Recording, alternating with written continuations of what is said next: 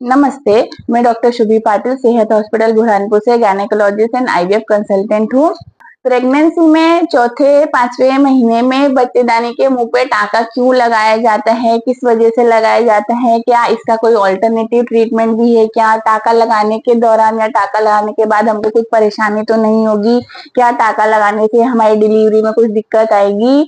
आज यही सब सवालों के जवाब मैं लेकर आई हूँ, तो हमारे साथ वीडियो में एंड तक बने रहिए। आपके बहुत सारे सवाल के जवाब आपको इस वीडियो में मिल जाएंगे। तो चलिए वीडियो स्टार्ट करते हैं। सबसे पहले तो आपको ये समझना पड़ेगा कि सर्वाइकल एनसेफेलाइटिस, जो कि आम भाषा में ऑस टाइटनिंग यानी कि बच्चेदानी के मुख पे टाका लगाना भी बोलते हैं, ये क्या होता है और क्यों किया जाता है।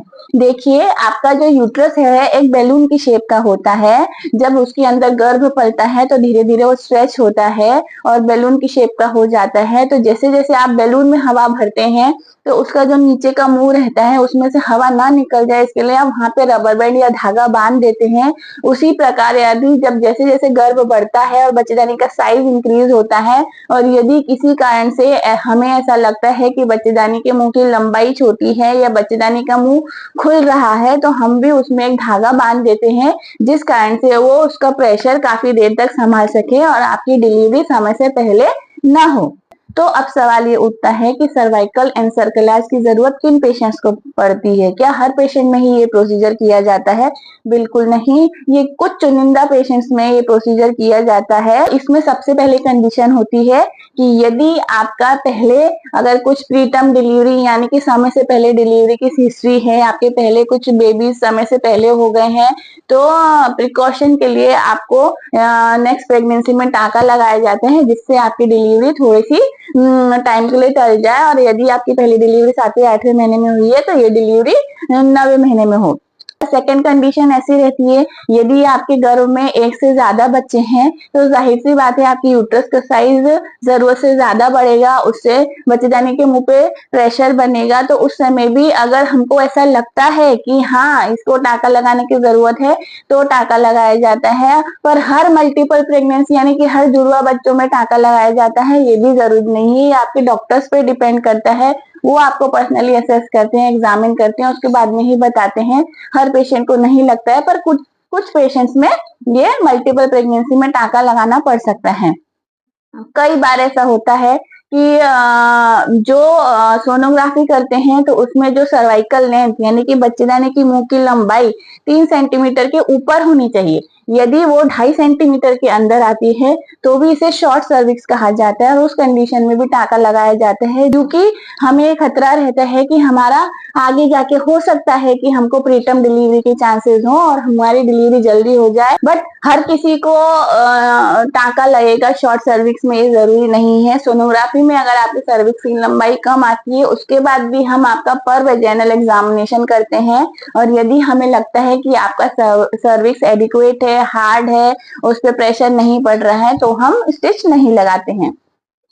फिर उसके बाद में कंडीशन होती है कि यदि आपका सर्वाइकल लेंथ अच्छी है बट हमको फनलिंग दिख रही है, मतलब आपका जो बच्चेदानी का मुंह है जो ऊपर से खुलता हुआ दिख रहा है, तो किसी भी समय उसमें से बच्चेदानी का मुंह खुल के बच्चे का गर्भ का पानी बाहर आ सकता है, कुछ भी हो सकता है। उस कंडीशन में भी हम लोग टाका लगाते हैं।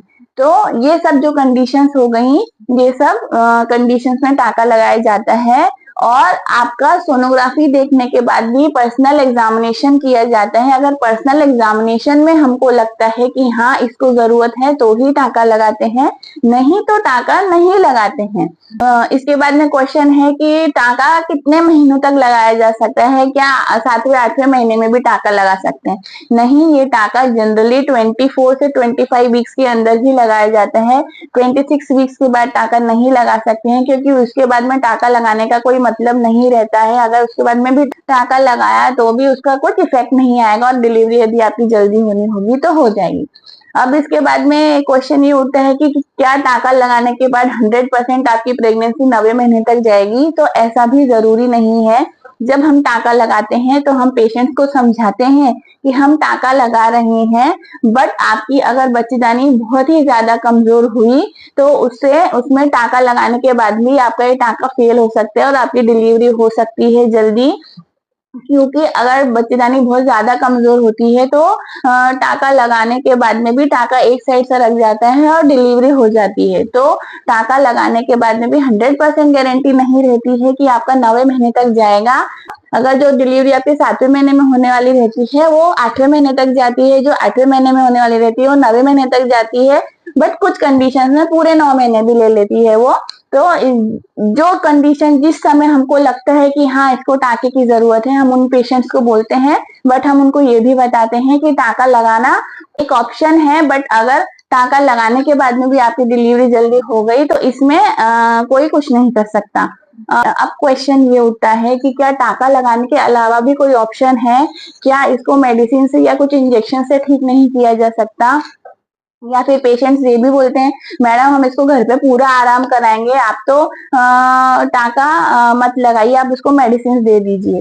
तो कई पेशेंट्स ऐसे होते हैं जिनको हम बोलते हैं कि ठीक है अगर आप ऐसा बोल रहे हैं तो फिर उनको बहुत ही हाई डोज प्रोजेस्टेरॉन का दिया जाता है और कुछ इंजेक्शन भी प्रोजेस्टेरॉन के दिए जाते हैं जो कि वीकली या फिर हफ्ते में ट्वाइस अ वीक लगते हैं और पेशेंट्स को बोला जाता है आप बेड रेस्ट कीजिए। उसके बाद में फिर हम उनको समय समय पे 10 दिन में 15 दिन में बुलाते हैं और रेगुलर चेकअप के लिए बुलाते हैं।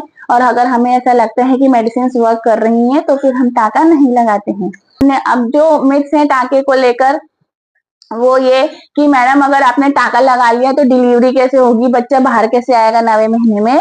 तो जब हम सर्वाइकल एन्सेफेलाइटिस यानी कि बच्चेदानी के मुंह पे टाका लगाते हैं तो फिर डिलीवरी के 1 महीने पहले ये टाका खोल दिया जाता है ताकि आपकी डिलीवरी में कुछ दिक्कत ना आए और आपकी डिलीवरी आसानी से प्रोग्रेस कर सके। अब कई लोगों के दिमाग में मिथ्स हैं कि भई अगर टाका लगाया है तो 100% नॉर्मल डिलीवरी होगी। कुछ पेशेंट्स ऐसा बोलते हैं कि टाका लगाते हैं तो फिर सीजर ही होता है। तो टाका लगाने का डिलीवरी के मोड पे कोई असर नहीं पड़ेगा क्योंकि हम टाका सिर्फ इसलिए लगाते हैं कि आपकी जो प्रेगनेंसी है पूरे 9 महीने ले सके, आपकी प्री टर्म डिलीवरी ना हो। बट डिलीवरी आपकी नॉर्मल होगी कि सीजेरियन होगा वो कोई नहीं बता सकता। वो तो आपका लेबर किस हिसाब से प्रोग्रेस कर रहा है उस पर डिपेंड करेगा। यदि मान लीजिए आपका पूरी तरीके से नॉर्मल होने वाली है और बच्चे ने एंड टाइम पे पेट में पॉटी कर दी तो सीजर हो सकता है। एंड में कुछ ऐसी कॉम्प्लिकेशन आ गई कि फीटल डिस्ट्रेस होने लगा, बच्चे की धड़कन कम ज्यादा होने लगी तो सीजेरियन हो सकता है। तो लोगों के मन में आता है कि भाई टाका लगाया था फिर भी मैडम ने सीजर कर दी। तो ऐसा नहीं होता है। टाका लगाना सिर्फ आपकी प्रेगनेंसी का जो टर्म है वो टर्म तक ले जाता है, बट डिलीवरी नॉर्मल होगी कि सीजर होगा ये कोई नहीं बता सकता। फिर उसके बाद लोगों के मन में क्वेश्चन आता है कि मैडम टाका लगाएंगे तो 100% बेड रेस्ट ही करना पड़ेगा, पलंग पे पड़े रहना पड़ेगा। तो एक ये बहुत ही बड़ा मिथ है कि टाका लगाने के बाद आपको पलंग पे पड़े रहना पड़ेगा। टाका हम इसलिए लगाते हैं क्योंकि आपको समय से पहले डिलीवरी की आशंका रहती है। तो वैसे भी अगर आप टाका नहीं भी लगाएंगे तो भी आपको आराम करना पड़ता है। अगर आप टाका नहीं लगाएंगे तो आपको ज्यादा आराम करना पड़ेगा। यदि आप टाका लगा लेते हैं तो फिर आपको थोड़ा बहुत शुरुआत के 15 से 20 दिन से 1 महीना आपको आराम करना रहता है। उसके बाद हम लोग आपको थोड़ा बहुत आपका रेगुलर वर्क करने की अनुमति दे देते हैं।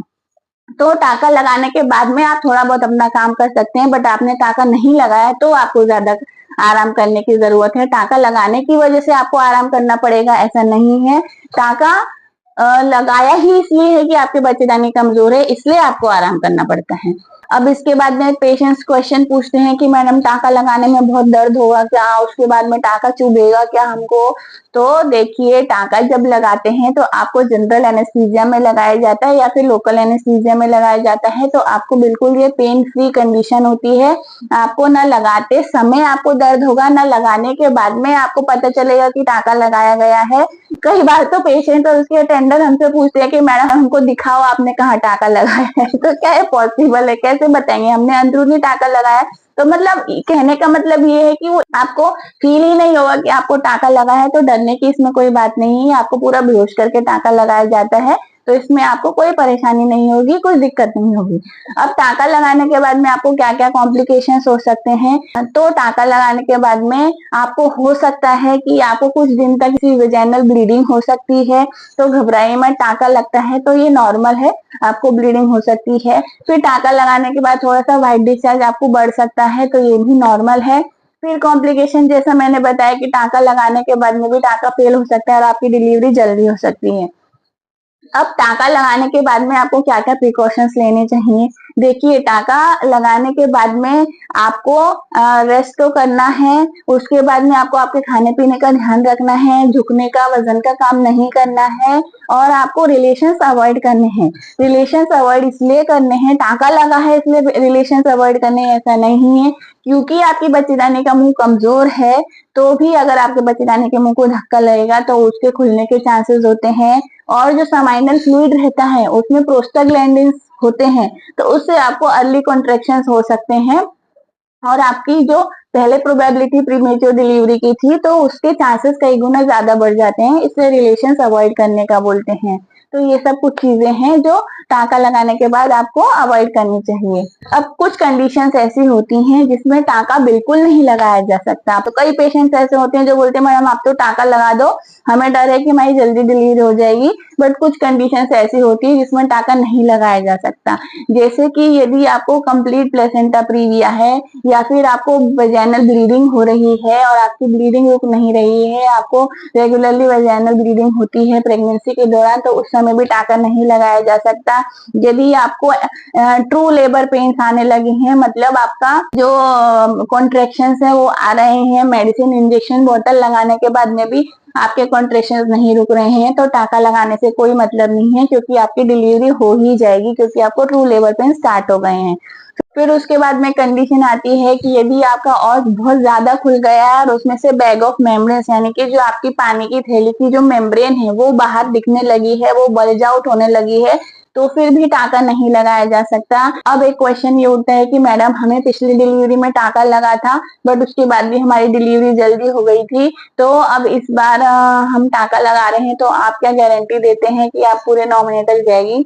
तो मल्टीपल प्रीटर्म डिलीवरीज में यदि आपको पहले भी 2 से 3 बार टाका लग चुका है, उसके बाद में भी आपको प्रीमेच्योर डिलीवरी हो जाती है, तो इसमें हम वेजाइना से मतलब मायांग के थ्रू टाका नहीं लगा के एब्डोमेन से लेप्रोस्कोपी के थ्रू टाका लगाते हैं, मतलब टेप लगाते हैं चारों तरफ से ऐसे बांध देते हैं, जिससे आपको बहुत ज्यादा प्रेशर रह सके और इसके जो सक्सेस के चांसेस हैं काफी अच्छे रहते हैं। जिनको बहुत ही ज्यादा बच्चेदानी का मुंह कमजोर रहता है और उनकी कई सारी डिलीवरीज पहले प्रीमेच्योरली हो चुकी रहती हैं, वेजाइनल रूट से टाका लगाने के बाद में भी डिलीवरी अगर जल्दी हो जाती है तो फिर एब्डोमिनल रूट से लेप्रोस्कोपी के थ्रू भी टाका लगाया जा सकता है। हाँ, ये जरूर है कि जब एब्डोमिनल रूट से टाका लगाया जाता है तो आपकी 99% चांसेस हैं कि आपकी सीजेरियन डिलीवरी होगी।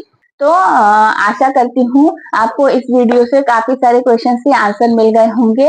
यदि आपके मन में अभी भी कुछ क्वेश्चंस हैं तो आप प्लीज मुझे कमेंट सेक्शन में कमेंट भेजिए, मैं कोशिश करूंगी आपके सारे सवालों के जवाब दे सकूं। यदि आपको हमारे वीडियोस अच्छे लगते हैं तो आगे भी हमारे साथ यूं ही जुड़े रहिए। धन्यवाद।